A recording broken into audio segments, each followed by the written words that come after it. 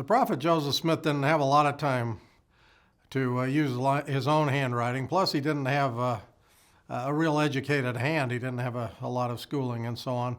He had to learn handwriting on his own, pretty much.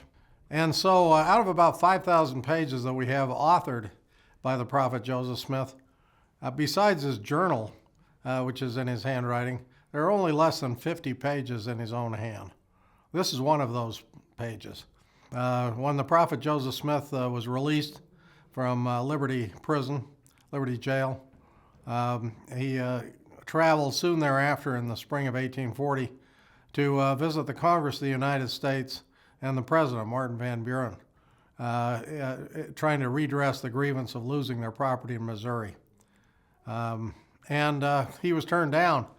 In fact, Van Buren made the famous statement that he'd love to help him, but if he did, he'd have to help the whole state of Missouri, and that would be a unique thing for any politician to help people, right?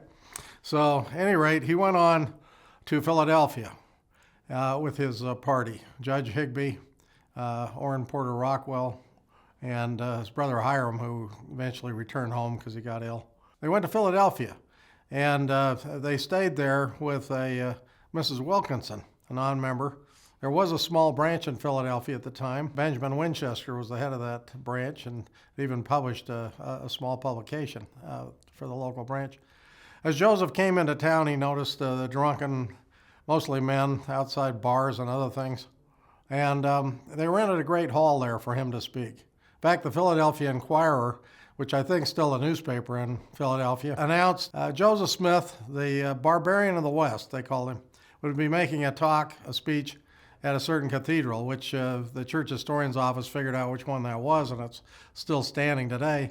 Over 2,000 people came out of curiosity, probably due to the newspaper publication and others and hearsay.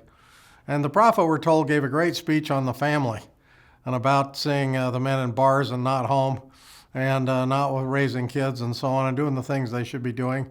It's the kind of speech that I think could have been given as a talk in general conference today. Although we don't have perfect notes of it, we have some notes that were made.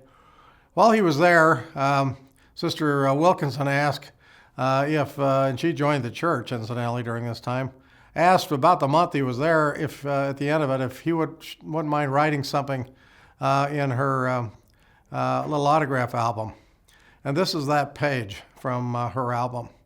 Now, recognize Joseph had only been out of Liberty Jail for a couple of months when he wrote this, and he just had his visit with Van Buren and the Congress had turned him down for help. And so he wrote this statement on virtue in his own handwriting. He didn't have a scribe. Virtue is one of the most prominent principles that enables us to have confidence in approaching our Father who is in heaven in order to ask wisdom at his hand. No punctuation, much like the Book of Mormon manuscript.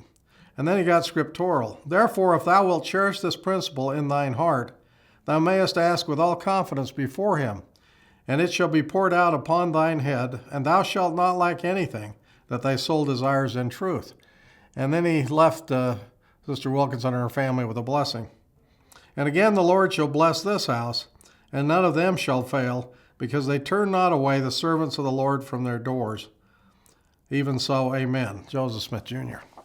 A powerful statement written in his own handwriting. You can almost feel the inspiration of it, and certainly the personality of the prophet and his inspiration comes through in this short note.